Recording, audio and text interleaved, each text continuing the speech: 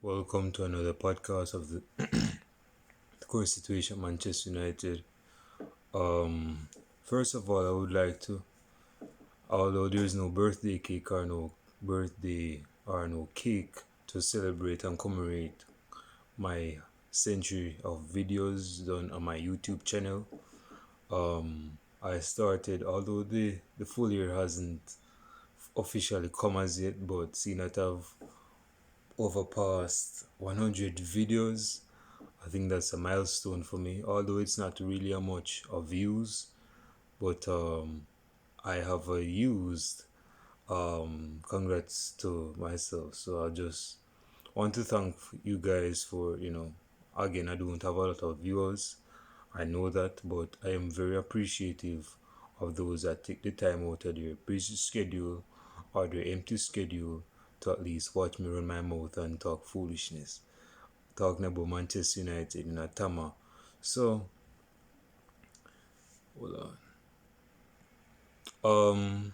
As relates to, you notice that I didn't do the match reaction for the Istanbul game last week, and I didn't do the preview and the match reaction for the Everton game, and there's a reason for that. I was actually contemplating and actually stop doing videos at bare minimum momentarily, if not just period, because it's not that I was losing the drive or I wasn't getting the type of juice I was trying to squeeze out. It's just that I wouldn't say I don't believe it's not for me, because I think I wouldn't say it's not for me. It's just that there are times you need to take a period of where so you cannot get burnt out.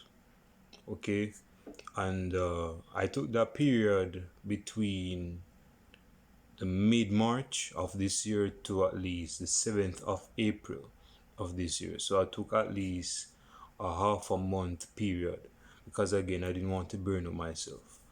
And here I am talking nonsense, but here we go again. Um First of all, I would like to give my comments on the Instable game. Yes, I'm using Internet Explorer, so I'm coming around slowly but surely. But here I am today, right? So, against Instable, Manchester United didn't play their best.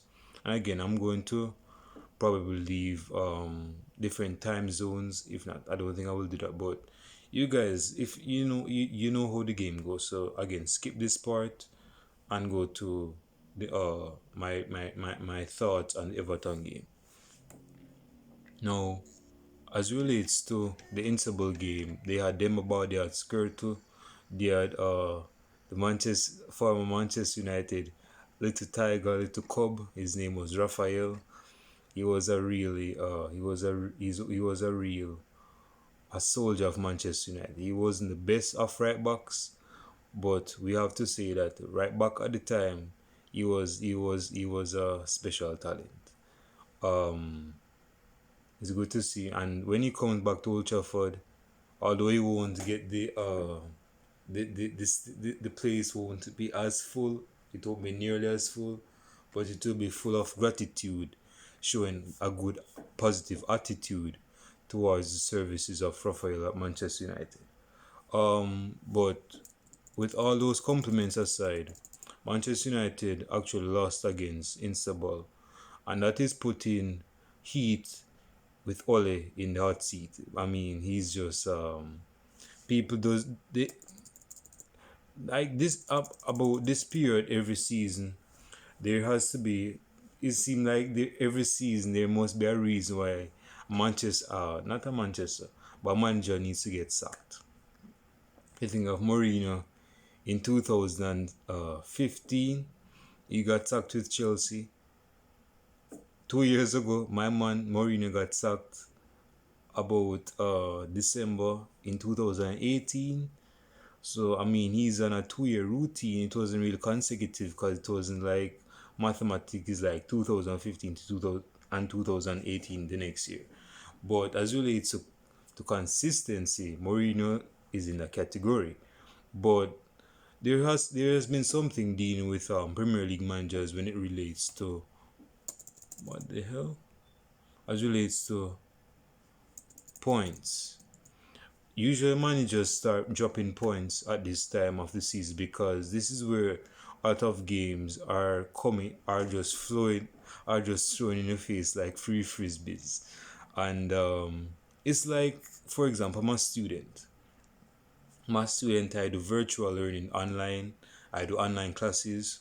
And let me tell you something, at this point of the semester,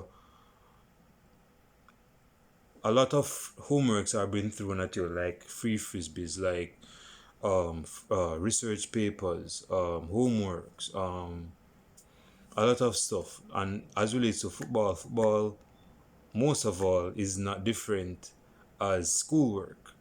It's because you have to put in the work either way on either flip side of the coin. So as relates to football, the Premier League has a knack for managers actually messing up at this time of the season. And Ole Gunnar Solskjaer is probably the king for that right now because I would say him, Michael Arteta, and Carlo Ancelotti, are they need to their jobs are not written in stone. It seems like their days are actually numbered, and I don't see them. At least one of them is not going to last until Christmas, and Christmas is like in the next month and couple weeks. So, am I an Ole Gunnar Solskjaer in? I wouldn't say that. I wouldn't even say I'm an Ole Gunnar Solskjaer out. I'm on the fence. I'm a neutral fan. I'm not acidic or alkaline. I'm neutral in this aspect and respect of the game. But this is what I have to say. Ole Gunnar Solskjaer needs to find tactics ASAP pronto before his execution date precipitates. That's what I would say. Before his execution or expiry date, my man has to execute a plan, a style of play so that United can display that on the pitch. Manchester United needs to be blocking points, and that would segue me into the Everton game at Goodison Park, which was a really good performance for Everton, considering that they lost 4 games on the bounce. And Carlo Ancelotti is in a hot seat right now. He's in hot water. His job is in jeopardy. So it's not really looking good. Although Manchester United got 3 points, 2 good goals from Bruno Fernandes. One was arguably Rashford's, but it wasn't. No clean sheet for David on his birthday, but that's going to come at someday. But as relates to the performance, although I didn't really watch the game in totality, this is the reality. Manchester United have decent players. We have decent players. On Cavani got his first goal. Yeah, Tarzan got his first goal, and there is more to come. So, my thought is this. Manchester United needs to work on how this system. I'm going to go into based on my thoughts on some players as relates to the squad.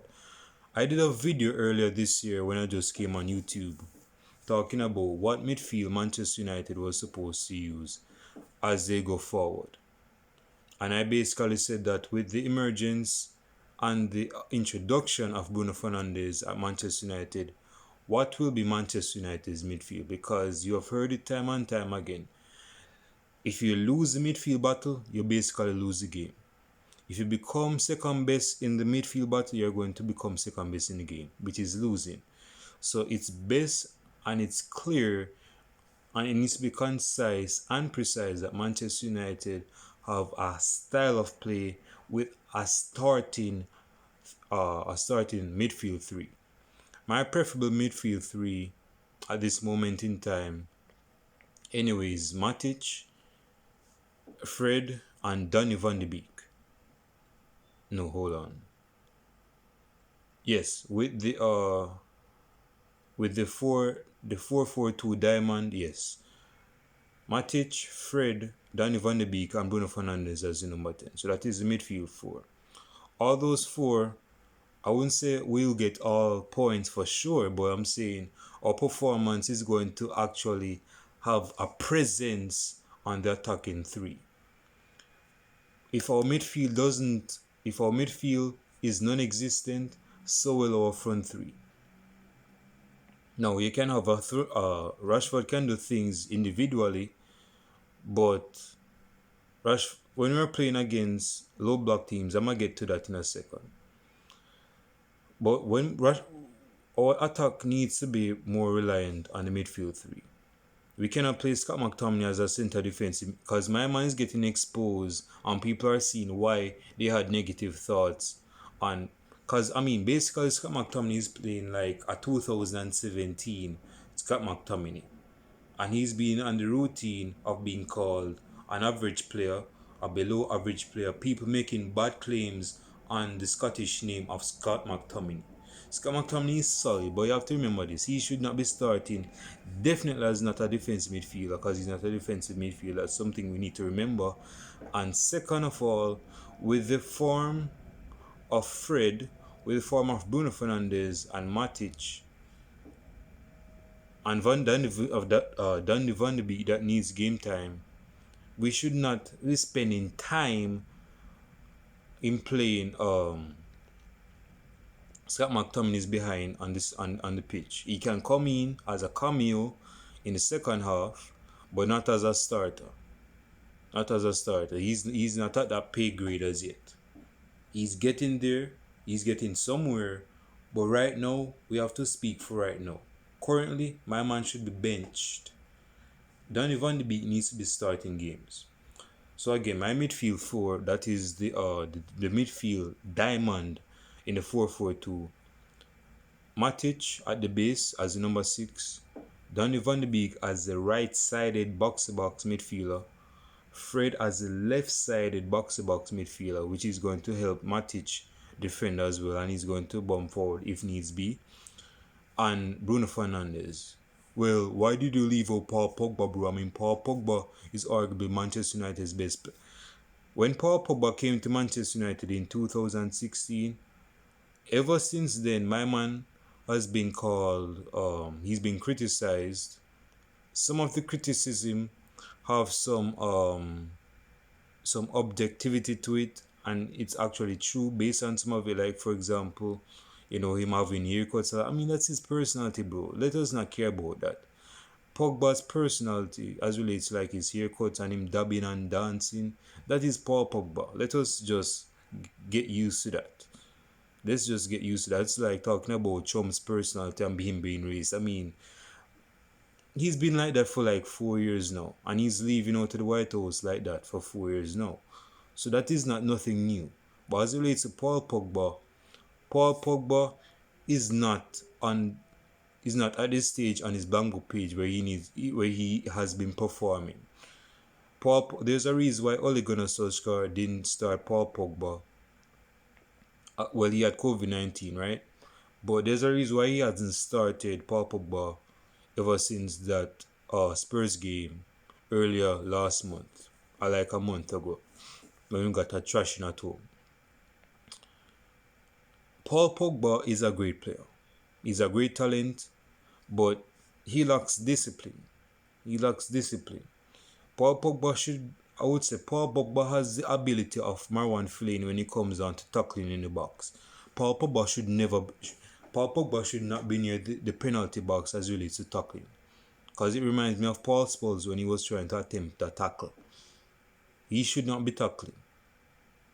Definitely, Paul Pogba should not even be playing as a pivot in a double pivot with Matic, because Paul Pogba is not a midfielder. No, he can play there with his prowess, his physical prowess, and his dabs and finesse, but it's best that he plays in a midfield three that all Manchester United fans have been craving and crying out for until the rats cry out ever since 2017. That's why we got Matic and under Herrera.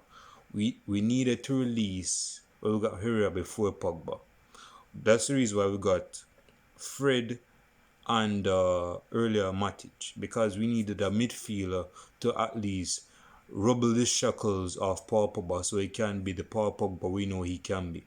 When my man played at Juventus, he played in a midfield 5 under Antonio Conte, and that was probably the best Paul Pogba to ever grace his career. And he played in a situation where he was accompanied by great midfielders at the time like Claudio Marchisio Arturo Vidal back in his prime, and Andrea Pirlo, who was, he was past his prime, but he was getting on with time. And considering that he's the Juventus manager at this moment in time, and he played with Asamoah, who was a left-sided midfielder, and he played with like great midfielders. So with that presence, that was like a present to Paul Pogba. Paul Pogba had to play well in that midfield, not because of the categories or the marquee players that he played with, but basically it's based on how he was able to express himself. If Paul Pogba expressed himself when he was at Juventus, scored great long-range goals. You would think it's Yaya Toure when he was at the age of 19, right? But he had pace. No, I don't even see Paul Pogba running that much. He jogs. I mean, he's a very great dribbler. He's definitely a great passer on both feet. But this is where Pogba comes to the feet. As it relates to defending, Pogba should not be near the box as it relates to defending. Should never, no. So Paul Pogba, as it relates to, he needs to get back some form so he can inform us Manchester United fans that he's actually as good, because Paul Pogba has been here for he's been here for downright definite for 4 years now. And truth be told, we haven't seen, Pogba has put in, I think 2 seasons ago, Pogba had the most goals, the most assists for Manchester United. Now, consider that he had penalties, but he was Manchester United's outstanding player that season. And he has had a good amount of games that shows what he's capable of, but the consistency is on a minimum. We don't see that as often. It's like Paul Pogba is questioning himself and saying, "Oh, okay, it's another match for Manchester United. Should I put in a prime Yaya Toure performance, or should I play like Pedro Obiang of West Ham, or play like Kouyaté or Doucouré?" Bro, you are Paul Pogba. You're one of the best midfielders in the world. You were given the Golden Boy for a reason in 2013, and that led you to be on a routine to greatness. You were full of finesse and prowess in technical ability and physical ability, and you had the potential to be one of the greatest midfielders of all time. Pogba has that as the ability, but we don't see that becoming a reality. That is what I'm trying to say. So at this moment in time, I ain't going on Paul Pogba, but he needs to be rested at this moment in time. Daniel James, again, I'm going to go into my thoughts on a few Manchester United players before I close this video. Daniel James is not he's not a Manchester United player to begin with, and there's no disrespect to Daniel James, but let's just call speed a speed just for once and for all. My man is not a Manchester United player. I doubt if he's even an Everton type of player. But I guess they have Iwobi right there, so I guess he can compete for that spot. But Daniel James is not a Manchester United player. The reason why he was signed to Manchester United is because United would have gotten him cheap. Him being young plays into the thought of Manchester United developing young players, but it's different. It's different. There's a difference between developing young players and developing young players that are destined to be average players. Daniel James is not a player that has any trickery or any technical ability to his arsenal. That is not Daniel James. Daniel James is the type of player that thrives and drives on pace. Now you might say, well, Gareth Bale had technical ability definitely when he was in his prime at the time, and he had pace. So he wasn't like a 100-meter sprinter that had no technical ability to him. No, He actually knew how to beat players with his. He was very tactful with his pace. Daniel James is just a downright definite down a 100 meter sprint, and he doesn't even know how to beat players. Now he can score a couple goals that are probably decent, but as it relates to I mean Daniel James, I mean he's a bench player at best. At best right now. I ain't going on Daniel because I mean you're good as how you are, bro. No knock on you, but some persons are built to be bus drivers, some persons are born to be garbage collectors, some persons are born to be mayors, some persons were born to be pastors, medical doctors, meditational speakers. So everybody have their role in society, bro. You're a third string at best. So that's my best insight and intake on Daniel James. Anthony Martial hasn't been at it this season. He has one goal. I think that goal is from a penalty. Actually, that's a lie. He got a goal against Insabal. So that's a lie. He has two goals right now, but even that is low. I mean, Martial clocked about 22 goals last season in our competition, same as Rashford. He has been at it this season. I don't think it's between his significant half, because Martial is good with his significant half, as I would assume allegedly. But as relates to his on-field performance, Anthony Martial is basically having the performance of a Lacazette at Arsenal or a Bobby Firmino at Liverpool. Martial needs to be on the end of crosses. He needs to be scoring. He needs to be performing. And people are basically saying that, well, you have to understand that Martial is a natural winger, so he cannot really play. No, my man is a natural number 9. I'm not saying he's a natural number 9 because he's a natural finisher, but you have to remember that's how we signed him. Can he play off the left? Sure, because he's a great dribbler. Because I tell you guys, when Martial is in the box, it's best if you make him just do his movie styles in the box. Because if you touch him, he's going to get Manchester United is going to get a penalty. That's just reality, because it's impossible to stop him.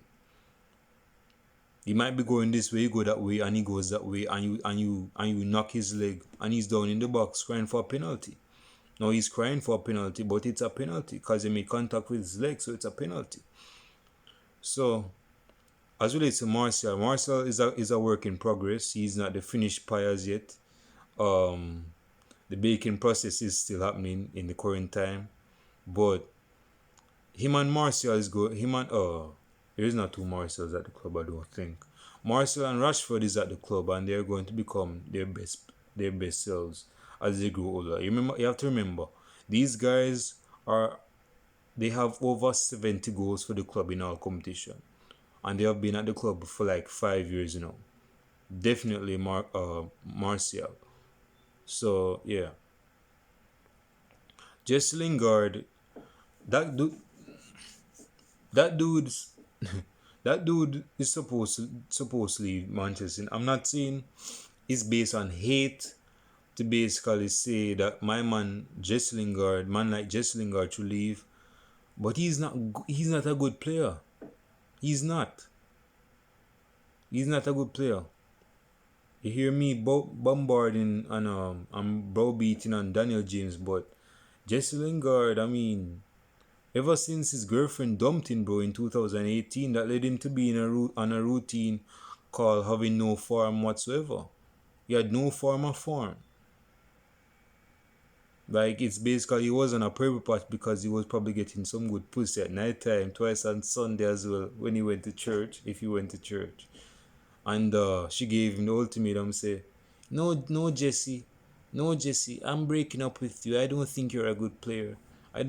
I think you're on this one because you're with me, and because you're with me and you're having this purple patch form, that's going to inform Manchester United fans that you're actually coming into your best years as a player. I'm going to leave. I'm going to see if you're going to be that player. And as you could surmise, my man hasn't been the same player ever since. He hasn't been the same player ever since.